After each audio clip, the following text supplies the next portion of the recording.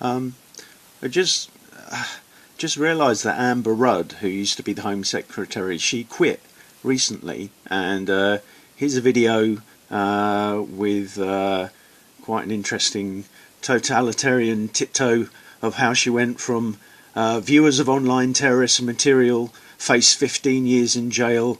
Oh my gosh, that means watching beheading videos. Well, that seems reasonable, doesn't it, because that's so despicable. Watching terrorist propaganda online to become a criminal offence, says Tory Home Secretary Amber Rudd. Well, yeah, again, all beheading people, that's just awful, isn't it? And here we go, UK to imprison people who view far-right propaganda online for up to 15 years.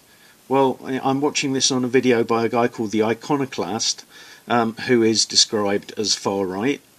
Okay, fair enough. I haven't seen everything that he's done. Might not agree with everything that I've seen that he's said so far, but this information looks interesting. And bearing in mind that I seem to be watching people who seem quite normal and middle of the road and centrist and sensible to me, and they're all being, tarred either as alt-right or far-right. Tommy Robinson, good case in point. If you listen to his speech that he gave to the Oxford Union, or any of the other long interviews that he's given about, who he's grown up with, how he's grown up, what's happened, how he got involved in activism, mistakes he's made in the past, the usual sort of stuff that keeps being thrown in them, like with Alex Jones, for example. They're always going, oh, you never apologised to the parents of Sandy Hook, and yet it seems practically every week he's saying, oh, here they go again. Look, I've told the parents, I do believe that kids were killed there. Yeah, I'm really sorry. I'm sorry for your loss. I believe that people died. And again and again and again, but they keep throwing it up. If you, it seems quite ridiculous, in fact, if you actually have any familiarity with these people that they're defaming. And they're saying so many nasty things.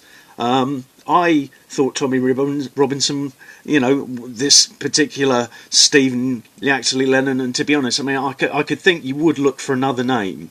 If you're giving speeches to football lads, Stephen Yaxley Lennon, they're just going to assume you're some sort of toffee-nosed prick. If you wanted to find a typically British name, you might have a couple of goes, and if you settled on Tommy Robinson, it does make for quite a good football chant. Not sure I like that aspect of it, but it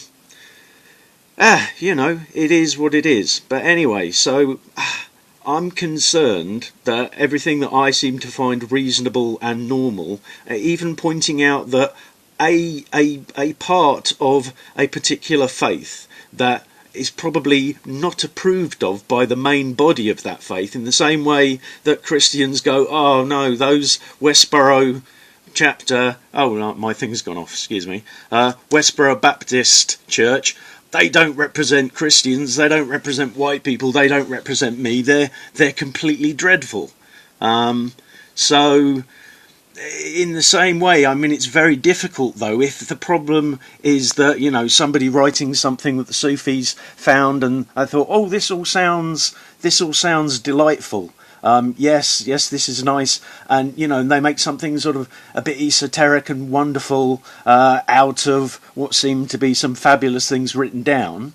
It's a bit difficult to say, well, the guy who said those things was a bit of a scoundrel and he was saying them to get his own way, and if you deny that fact, you look like apostates to the people who actually read his book and read who he is and read what he thinks and read what he thinks about Christians and Sikhs and anyone else, normal Muslims, which just means people of the book.